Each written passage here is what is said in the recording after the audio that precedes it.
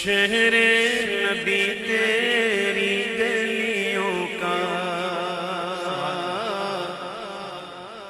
شہر نبی تیری گلیوں کا نقشہ ہی کچھ ایسا ہے، شہر نبی تیری گلیوں کا نقشہ ہی کچھ ایسا ہے، شہر نبی تیری گلیوں کا نقشہ ہی کچھ ایسا ہے، شہر نبی تیری گلیوں کا نقشہ ہی کچھ ایسا ہے،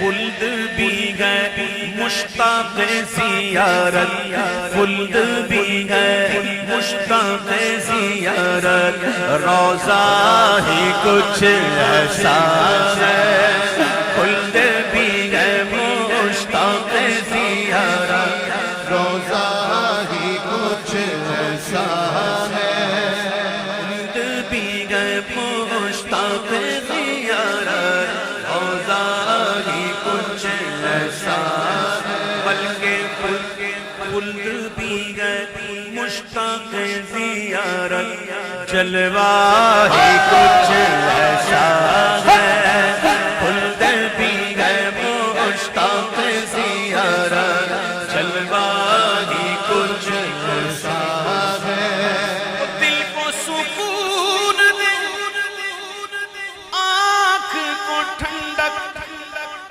روضہ ہی کچھ ایسا ہے، اب کہنا جو بات کر رہا ہوں تو سمجھ میں آتی نہیں، وہ سمجھتے بھی بات نہیں، وہ سمجھتے بھی ہو نا، تو کیا کہا میں نے؟ عاشقوں سے کہا، اللہ نصیب فرمائے آمین۔ دل کو سکون دے آنکھ کو ٹھنڈک، روضہ ہی کچھ ایسا ہے، فرش زمین پر عرش بری ہو لگتا ہی کچھ ایسا ہے، فرش زمین پر عرش بری ہو لگتا ہی کچھ ایسا ہے، شہر نبی تیری گلیوں کا ہی کچھ ایسا ہے، عرش معلا سر پہ اٹھائے، طائر سدرہ آنکھ لگائے، طائر سدرہ جبریل امین، عرش جو نا یہ مکان کا سب سے افضل حصہ ہے، عرش، حضور عرش پر، سبحان اللہ۔ حضور کے قدم عرش پر، روایت میں آتا ہے کہ جب آقا علیہ السلام عرش پر پہنچے نا تو عرش نے حضور کا دامن تھام لیا، اعلیٰ حضرت نے اشارہ کیا نا کلام میں کہ سنا یہ اتنے میں عرش حق نے کہ لے مبارک ہو تاج والے، وہی قدم خیر سے پھر آئے جو پہلے تاج شرف تیرے تھے، یہ سن کے بے خود پکار اٹھا نثار جاؤں کہاں ہے آقا، پھر ان کے تلووں کا پاؤں بوسا، یہ میری آنکھوں کے دن پھرے تھے، عرش معلا سر پہ اٹھائے، طائر سدرہ آنکھ لگائے، پتھر بھی قسمت چمکائے، تلوار ہی کچھ ایسا ہے، پتھر بھی قسمت چمکائے، تلوار ہی کچھ ایسا ہے، اب آیا نا شعر، سبحان اللہ۔ اب آیا شعر، شعر نہیں شعر، یہ شعر دیکھو کیسا شعر ہے، آئے ہائے، ان کے در پر ایسا جھکا دل، سبحان اللہ، سبحان اللہ۔ اٹھنے کا کچھ ہوش نہیں.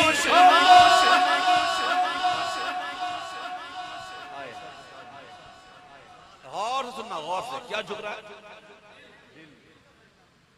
کیا جھک رہا ہے؟ یہ اس کی بات نہیں ہوتی کیا؟ یہ تو ہے ہی اسی کے لیے. اعلیٰ حضرت فرماتے ہیں نا کہ نہ جن و بشر کے آٹھوں پہر ملائکہ در پہ بستقبر، نہ جب ہو سر کے قلب و جگر ہیں سجدہ گناہ تمہارے لیے. اے شوق دل یہ سجدہ گر ان کو روا نہیں. اچھا وہ سجدہ کیجئے کہ سر کو خبر نہ. واہ واہ. ہاں جی کیا شعر ہے. ان کے در پر ایسا جھکا دل، اٹھنے کا کچھ ہوش نہیں. اہل شریعت ہے سکتے میں. فتویٰ کیا دیں؟ اللہ اکبر. واہ. اہل شریعت ہے سکتے میں، سجدہ ہی کچھ ایسا ہے. اہل شریعت ہے سکتے میں، سجدہ ہی کچھ ایسا ہے. سوچتے ہیں کیا فتویٰ دوں میں، سجدہ ہی کچھ ایسا ہے. بلکہ سمجھا ہی کچھ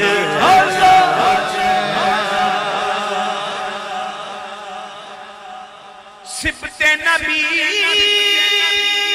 ہے، پشت نبی پر اور سجدے کی حالت ہے. آقا علیہ السلام سجدے میں. اوہو آقا سجدے میں. آقا جیسا کوئی سجدہ کر سکتا؟ کوئی تصور ہے؟ ہو ہی نہیں سکتا. ہمارے آقا سجدے میں امام حسین آ گئے ان کی پشت پر. واہ. سبحان اللہ.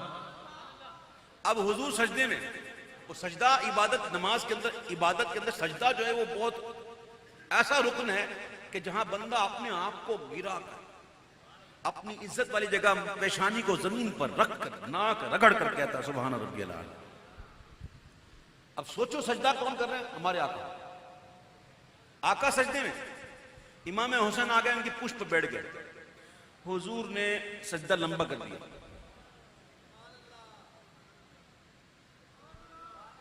زبان پر سبحان ربی العالی، سبحان اللہ.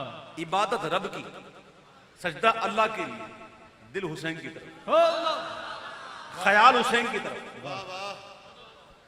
حضور کی نماز تو ہوئی نا الحمدللہ.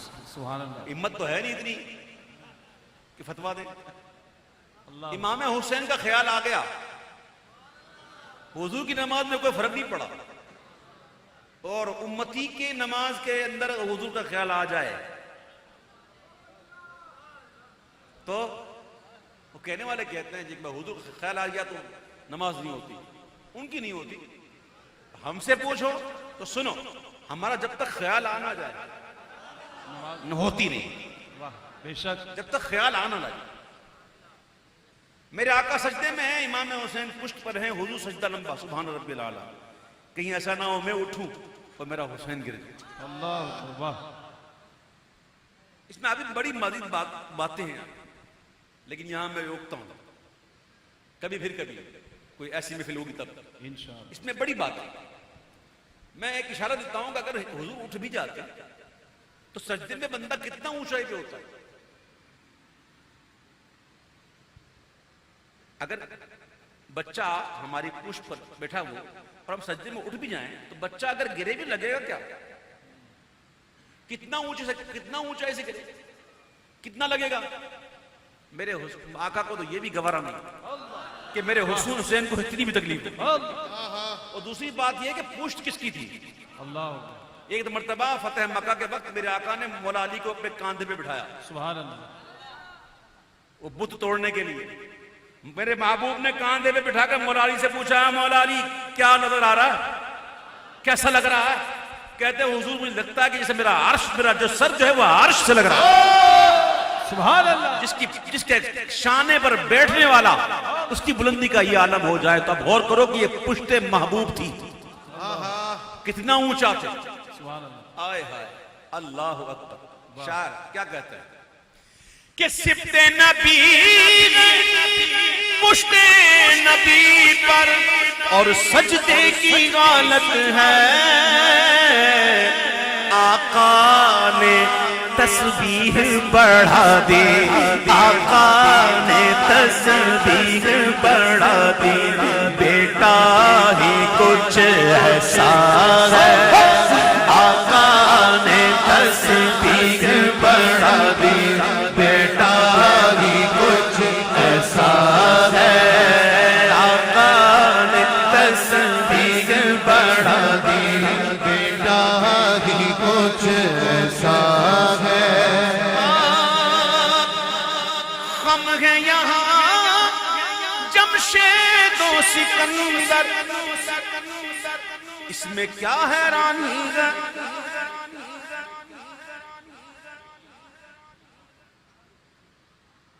داتا صاحب کو دیکھو نا، واہ جب بھی جاؤ، دن کو جاؤ، رات کو جاؤ، دوپہر کو جاؤ، شام کو جاؤ، صبح جاؤ، دن میں جاؤ، جب بھی جاؤ، کیا حالت ہے. ہر وقت قرآن پڑھا جا رہا ہے، بے شک کوئی نہ کوئی بیٹھا ہوتا ہے، بڑے بڑے لوگ بیٹھے ہوتے ہیں، آنکھوں والے بیٹھے ہوتے ہیں. اللہ بے شک بات دربار داتا کا ہے. ہاں جی الحمدللہ. یہ لاہور والوں خوش نصیب ہو کہ داتا کے نگر میں رہتے ہو. جی ہاں، اور اس ولی کی برکتوں کو لوٹ رہے ہو. جہاں اللہ کا ولی ہو نا تو وہ علاقہ بھی اس سے مستفیض ہوتا ہے. بھئی حدیثوں میں آتا ہے نا کہ جو ایک نیک پڑوسی ہو نا، وہ نیک، تو اس کے کئی گھر اس طرف، کئی گھر اس طرف، کئی گھر اس طرف، کئی گھر اس طرف، اس کو بھی اس نیک بندے کی برکتیں ملتی رہتی ہیں. سبحان اللہ تو یہ تو داتا ہیں، حضور کے غلاموں میں سے غلام. سبحان اللہ. ہم ہیں یہاں جمشید و سکندر، اس میں کیا حیرانی ہے، ان کے غلاموں کا اے اختر رتبہ ہی کچھ ایسا ہے.